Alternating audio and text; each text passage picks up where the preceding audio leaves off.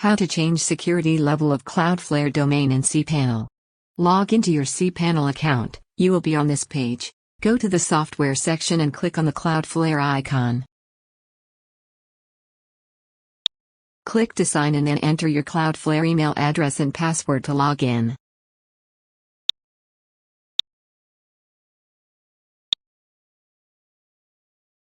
Click on the settings menu.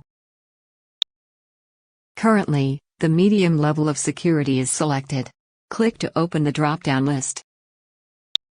Cloudflare offers 5 levels of security. The first level essentially challenges IP addresses with the worst reputation. The second one is low level, which challenges the most threatening visitors. Medium level challenges both moderate threat visitors and the most threatening visitors.